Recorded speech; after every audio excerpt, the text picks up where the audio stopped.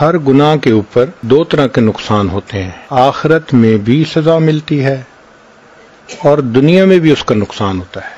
ان میں سے ایک نقصان تو یہ کہ دل پریشان رہتا ہے۔ آپ کسی بندے کو دیکھ لیں جو جھوٹ بولتا ہو یا کسی سے حسد کرتا ہو یا کسی غلط تعلقات میں پھنسا ہو، دل بے چین ہوگا، حالانکہ اس کے پاس مال پیسے کی بہتات ہے، جو چاہتا ہے کھائے، جو چاہتا ہے پیے، جہاں چاہتا ہے سوئے، دل پریشان۔ خود زبان سے بھی کہے گا کہ جی ظاہر میں سب کچھ ہے، دل پریشان ہے، سکون روٹھ جاتا ہے، اس کے نکال لیا جاتا ہے اس کے دل سے، ڈپریشن، ٹینشن، ہر وقت اسی کا مریض بنا ہوتا ہے۔ زندگی پرسکون نہیں ہوتی، بلکہ ایئر کنڈیشن کمروں میں کمبل لے کے لیٹا ہوتا ہے، کروٹیں بدلتا ہے، نیند نہیں آتی، نیند کی گولیاں کھانی پڑتی۔ نیک بندہ تو زندگی میں ایک دفعہ مرتا ہے، یہ بیچارہ دن میں کئی دفعہ جیتا ہے، کئی دفعہ مرتا ہے، ایسا پریشان ہوتا ہے، اور خود کہتا ہے اس جینے سے تو مر جانا بہتر ہے۔ بنیادی وجہ کیا ہوتی ہے کہ گناہوں کے اثرات ہوتے ہیں۔ ایک اور وجہ گناہوں کی وجہ سے جو پیش آتی ہے کہ عبادت کی توفیق چھن جاتی ہے۔ چنانچہ انسان اگر بدنظری کا ارتکاب کرے، تہجد کی توفیق نہیں ملتی، تکبیر اولیٰ کی توفیق نہیں ملتی، مسنون دعائیں بہت سارے لوگوں کو یاد ہوں گی، موقع پہ پڑھنی یاد نہیں آتی۔ یہ گناہوں کا وبال ہوتا ہے۔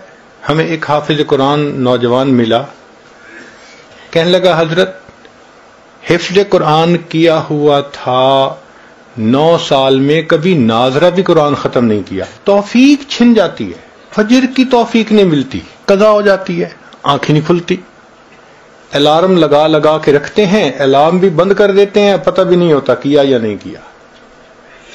تو ایک گناہوں کا یہ بھی وبال کہ نیک عمل کی توفیق چھن جاتی ہے۔ دعا مانگنے کو دل نہیں کرتا، بس ہاتھ اٹھائیں گے اور آدھے منٹ کی دعا، رونا تو بڑی دور کی بات ہے، اللہ کے سامنے آنسو بہانا تو بڑی دور کی بات ہے، آنکھوں میں قحط سالی ہوتی ہے، بارش نہیں ہوتی، یہ گناہوں کا وبال ہوتا ہے۔ ایک یہ کہ بے برکتی ہوتی ہے زندگی میں، جو کام میں ہاتھ ڈالو وہی ادھورا، کوئی کام سمٹتا نظر نہیں آتا، ڈیل ہوتے ہوتے رہ جاتی ہے۔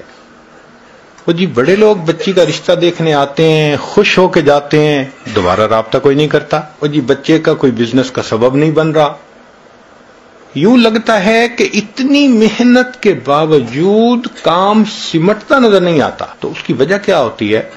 بے برکتی ہوتی ہے، نہ وقت میں برکت، نہ صحت میں برکت۔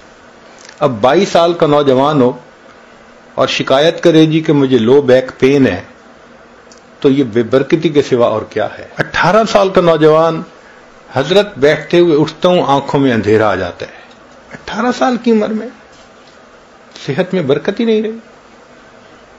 تو نہ وقت میں برکت، نہ صحت میں برکت، نہ رزق میں برکت۔ جتنے گھر کے افراد ہیں سب کے سب کمانے والے، خرچے پورے نہیں ہوتے، اس کو بے برکتی کہتے ہیں۔ تو گناہوں کے وبال، ایک وبال یہ بھی ہے کہ نعمتیں زائل ہونا شروع ہو جاتی۔ خود کہتے ہیں حضرت ایک وقت تھا لوگوں سے لاکھوں لینے تھے، آج ایک وقت ہے کہ لوگوں کو لاکھوں دینے ہیں۔ ایک وقت تھا مٹی کو ہاتھ لگاتے تھے سونا بن جاتی تھی، آج سونے کو ہاتھ لگاتے ہیں مٹی بن جاتا ہے۔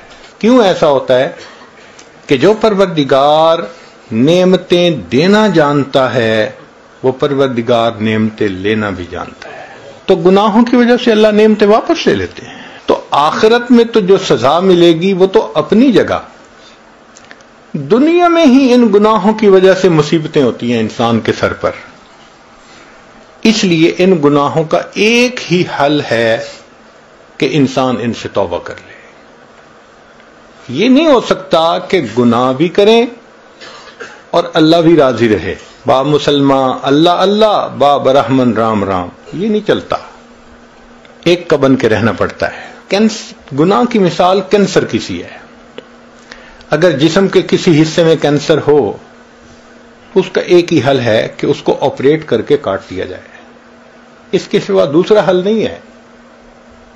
اگر نہیں کریں گے تو یہ کینسر پھیلے گا، موت کا سبب بن جائے گا۔ بالکل اسی طرح گناہ کی یہی مثال کہ اس کا ایک حل ہے کہ توبہ کر کے گناہ کو چھوڑ دیا جائے، اگر نہیں تو اس کی ظلمت ایسے پھیلے گی کہ بالآخر انسان روحانی موت مر جائے گا۔ گناہ کی ابتدا کچے دھاگے کی طرح کمزور ہوتی ہے۔ انسان ابتدا میں گناہ کو چھوڑنا چاہے تو بڑے آسانی سے چھوڑ دیتا ہے، لیکن کرتا رہے تو پھر گناہ کی عادت اتنی پختہ ہو جاتی ہے کہ جیسے جہاز کا لنگر ہوتا ہے، اینکر آف دی شپ۔ شپ کو اینکر سے باندھ دینا، وہ ہلنے نہیں دیتا اس کو۔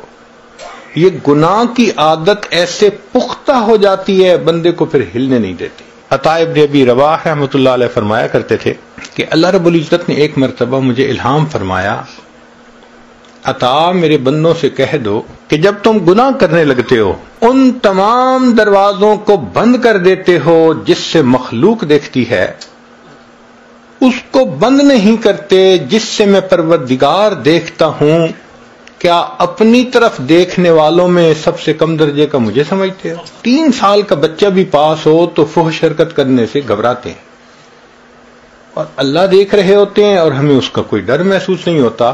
اس کا مطلب یہ کہ ہم نے اللہ کی اتنی بھی قدر نہ کی، اتنا بھی لحاظ نہ کیا۔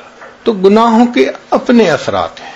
ہمارے ایک بزرگ فرمایا کرتے تھے کہ جو شخص علم اور ارادے سے گناہ کرنا چھوڑ دیتا ہے، اللہ تعالیٰ اس بندے کی دعاؤں کو رد کرنا چھوڑ دیتا ہے۔ پھر ایسا بندہ جب ہاتھ اٹھاتا ہے اللہ تعالیٰ اس کے ہاتھوں کی لاج رکھتے ہیں۔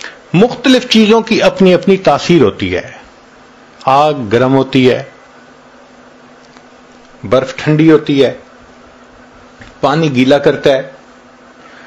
اب کوئی بندہ کہے جی کہ میں پانی میں بھی رہوں گیلا بھی نہ ہوں، بھئی کیسے ہوگا؟ آگ کے پاس بھی بیٹھوں گرمی بھی نہ آئے تو آگ کیسی؟ جی برف ہاتھ میں پکڑوں ٹھنڈی نہ لگے، بھئی برف کیسی؟ تاثیر ہے اس کی۔